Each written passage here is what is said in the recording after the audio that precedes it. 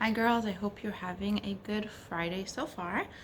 So the plan for today, hopefully you already took your Shorashim drill. If you haven't, please do so. And for the rest of the time, we're going to be doing a few more sections of the worksheet that we started in class. So please have it ready. It's this one. So just to remind you what we were talking about Balak and Bilam. The Balak, who was the temporary appointed king of Moab, got really scared because he heard what Bnei Israel did to the Midianim, and he said, if they did that to them, what are they gonna do to us? They're going to walk through our land and destroy it like an ox destroys the field when he's going out to eat. So he went to seek advice from the nation of Midian. Now, we said that was a bit unusual because they are known to be enemies. They weren't buddies, they weren't like peaceful nations with each other. But their hatred of Bnei Israel was so strong that they were willing to come together against Bnei Israel. I believe that's the last thing we talked about. That was number 2 on our worksheet. And we answered which unusual alliance was created. That was between Moab and Midian. And why was it created? Because their hatred of Bnei Israel was so strong that they were willing to come together against them. So let's move on to question 3.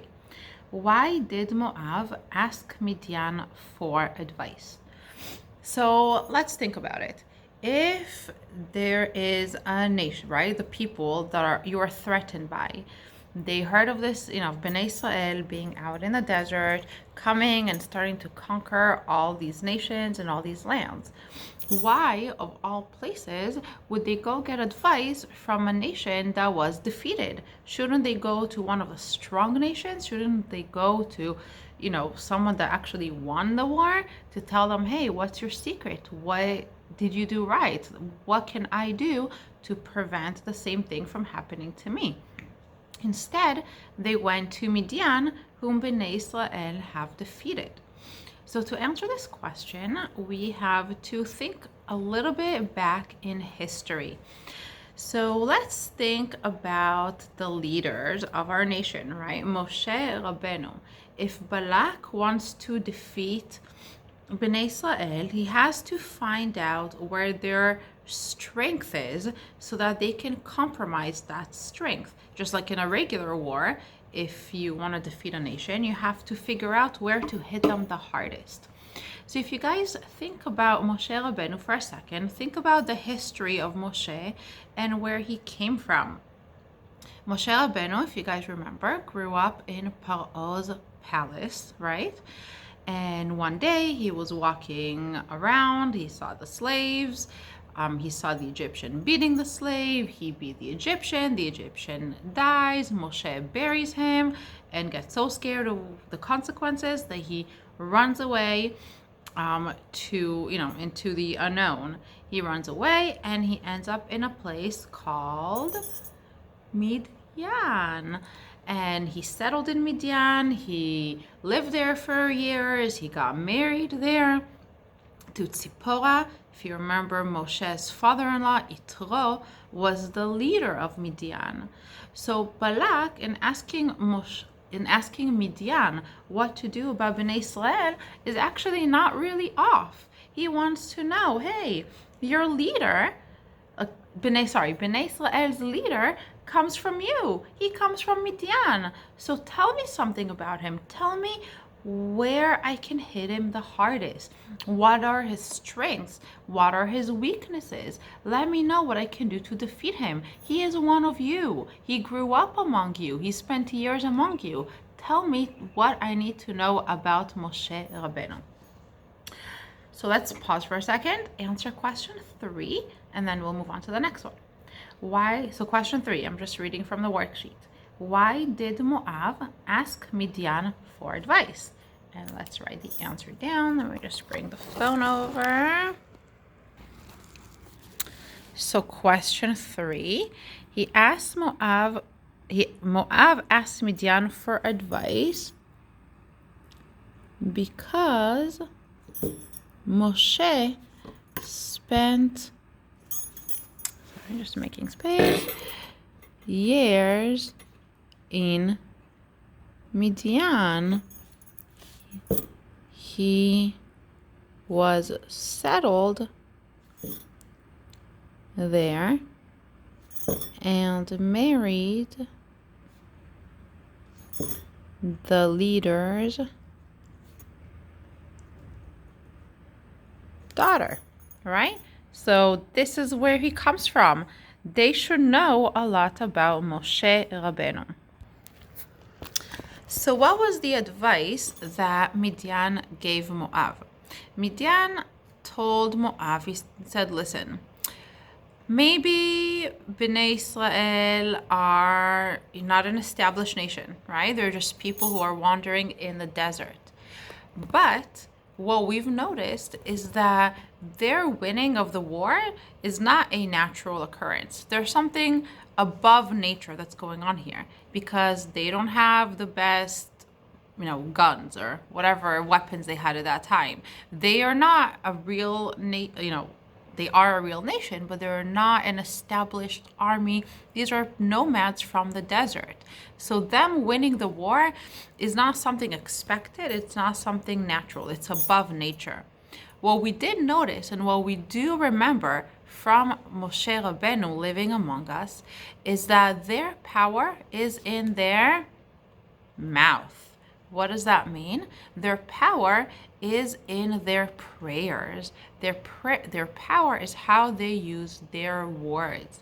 Moshe Rabbeinu is a person who spends his time praying to Hashem, davening to Hashem, and that is his power.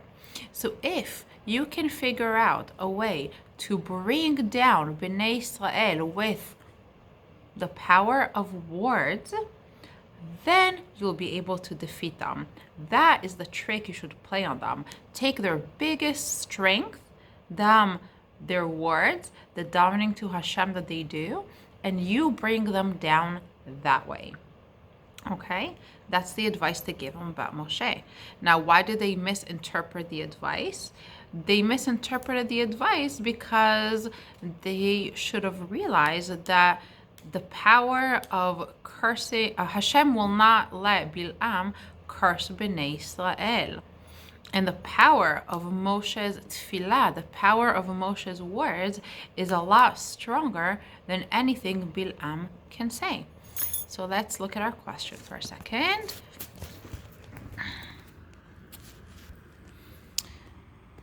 How did they end up misinterpreting the advice? So first, let's write down the advice. They told him that Bnei Israel, and I'm abbreviating, Bet Nun Yud stands for Bnei Israel. So Bnei Israel's power is in their words. They were wrong in thinking Bil'am could curse us. Okay, and I'm just going to make a little correction instead of they. No, never mind. Let's leave it that. Okay. So before we actually get into the back and forth between Bil'am and Balak and Bil'am and Hashem and the donkey, the whole conversation that's happening, the first question that should come to mind is, how is this even possible? Why are we even talking about a guy who's not even Jewish, is not part of Bnei Israel, and he's got this ability to prophesize, this ability to have this speech with Hashem, just like the Jewish prophets? And Rashi actually asked the exact same question. That's the Rashi that's on your worksheet. So let's take a quick look at it together. Let's translate it to understand better. So let me just move it over to the Rashi. Okay, so the first part of the Rashi, and this is in Pasuk K, if you want to look it up in the Chumash, he is asking our question. Ve'im tomar, and if you will say, meaning if you will ask, mipnei ma hishra hakadosh baruch hu shchinato. Why did Hashem, Hakadosh Baruch Hu means Hashem, let his Shechina rest al Goy Rasha, with an evil Goy? Right? Why did Hashem let his Shekhinah give the Nevu'ah powers, prophecy powers, to a Goy, someone who's not even from Bnei Israel, who's actually an evil person? So this is, the next section of the Rashi is going to be Rashi's answer. Kedei means in order to, shelo ihyeh pitchon pe la'umot lomar. Shelo, you guys know that means that will not. Ihyeh be. Pitchon comes from the shoresh patach, open, an opening, an opportunity. Pe is a mouth. La'umot, the nations, to say. This line means in order so that the other nations will not have an opportunity to say. So I'm just going to write it short so we have space and time. Okay, sorry about that. So that other nations will not say, Ilu haya lanu nevi'im, if only we had prophets.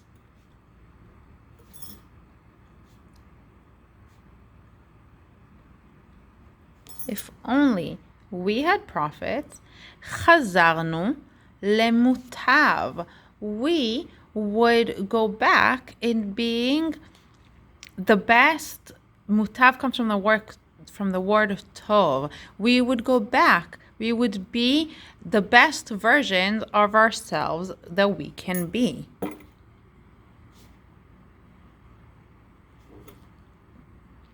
Return to being, I'm just going to write in quote, best us. Why are they, let me just pause again.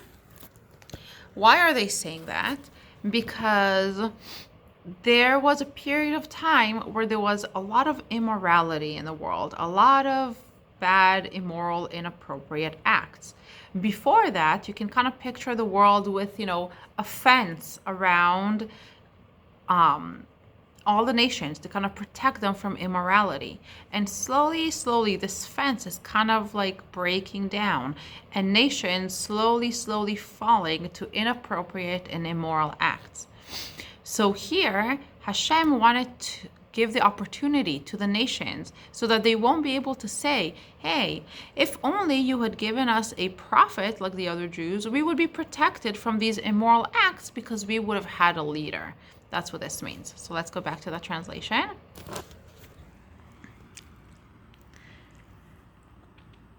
He'emid lahem nevi'im. So Hashem gave them nevi'im, prophets. Vehem, and what did they do? Even though they had nevi'im, parzu geder ha'olam. A geder is a fence. That's kind of like the fence I was talking about.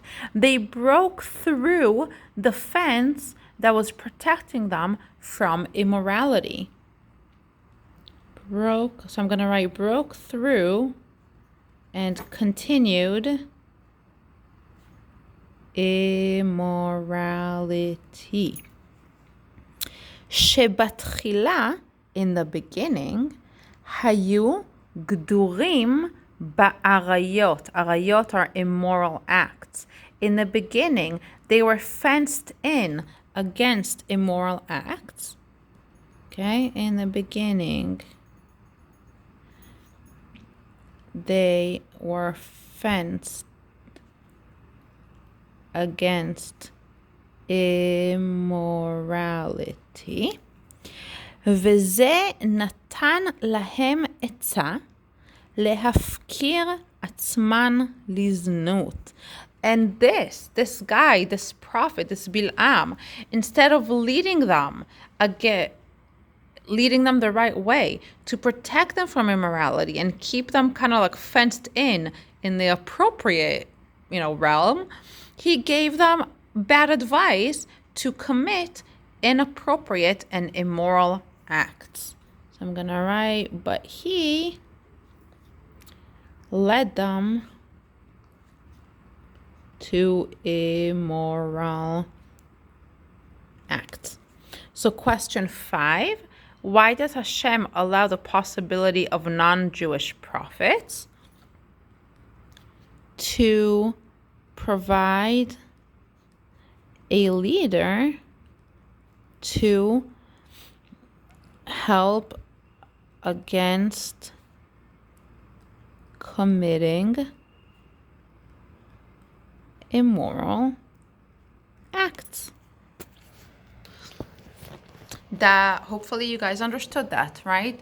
If Hashem wanted to make sure that everybody has the same opportunity to be good, Jews and non-Jews, so he gave the other nations prophets too.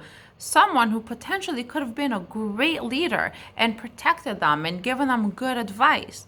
But what did this Bil'am do? He was not a good person. He ended up being too egotistical. He ended up being too concerned with things that he shouldn't be concerned about. And instead of leading them the right way, he actually pushed them toward further immorality. That's how bad Bil'am was. Last question for today, number 6. How did Balak know Bil'am had powers? So if you see there's like a little parenthesis that says 2 and then in what words, you guys can cross that out because I'm actually going to give a separate answer. I just didn't realize it wasn't edited on the worksheet. But that's a good question. Who is this Bil'am, the king of Moab, heard that he has powers?